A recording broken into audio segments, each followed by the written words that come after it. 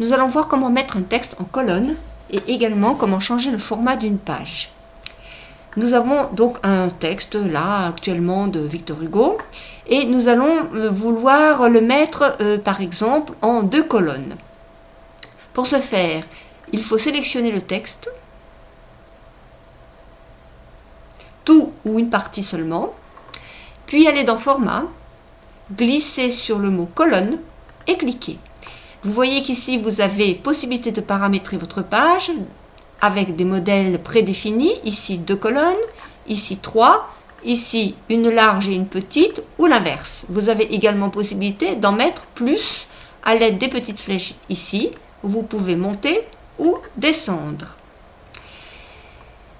Nous allons simplifier les choses en prenant simplement le modèle 2 colonnes et nous allons tout simplement cliquer sur OK. Vous voyez que l'application va se faire à la section active, c'est-à-dire celle que nous avons sélectionnée. Et nous mettons OK. Comme vous pouvez le constater, le texte a été mis en 2 colonnes. Vous pouvez continuer à écrire et vous voyez que les colonnes se formateront automatiquement, toujours en séparant votre page en 2. Pour annuler l'action que vous avez faite, si vous voulez revenir à une page normale, vous pouvez utiliser la petite flèche d'annulation et vous cliquez jusqu'à revenir à votre texte normal. Il est tout à fait possible de ne faire qu'une partie du texte en colonne, par exemple ce paragraphe. Nous retournons dans Format, colonne, nous choisissons maintenant 3 colonnes, appliquer à la sélection, OK. Et nous cliquons dans du vide pour la désélection et vous voyez que nous avons de très fins traits, mais qui ne seront pas imprimables, mais qui nous donnent un petit peu la dimension des colonnes et donc vous pouvez, si vous lisez bien votre texte, voir que votre texte a été divisé dans cette partie-là en 3 colonnes. Maintenant, nous allons parler du format.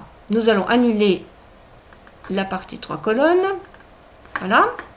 Et nous allons voir que nous pouvons tout à fait changer de format. Le format standard de toute page de traitement de texte est un format qui s'appelle un format portrait. Voilà un format portrait.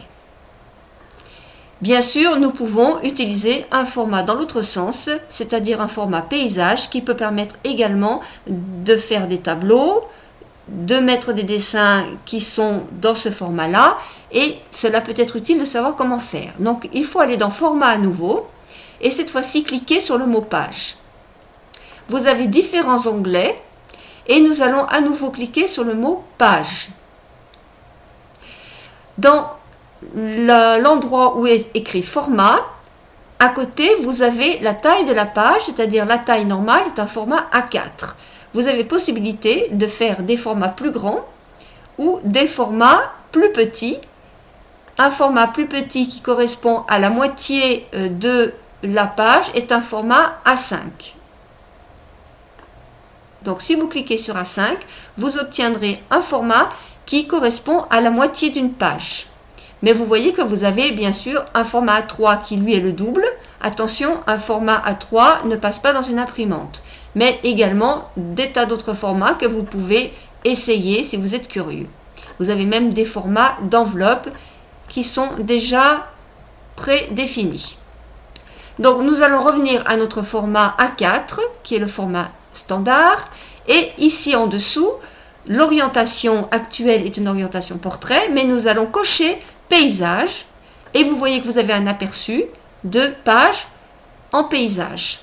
Nous allons mettre OK et vous voyez que le texte est là automatiquement mis dans le format paysage. Je vais vous mettre l'aperçu et vous voyez que votre page est bien cette fois-ci dans ce sens.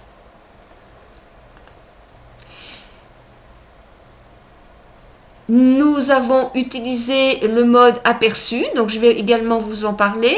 Lorsqu'on veut voir à quoi correspond le texte, ou le document que l'on a fait, il est tout à fait possible avant de l'imprimer de regarder à quoi il ressemble, et c'est en allant sur la petite loupe ici de la barre d'outils, aperçu, que nous pouvons regarder la totalité de la page et de nous rendre compte à quoi elle ressemble. Cela permet de voir s'il n'y a pas des corrections à faire. Bien sûr, en recliquant là ou en cliquant sur fermer l'aperçu, on peut revenir à la page normale. L'aperçu est très pratique avant d'imprimer, pour vérifier si le document est vraiment conforme à ce que l'on veut.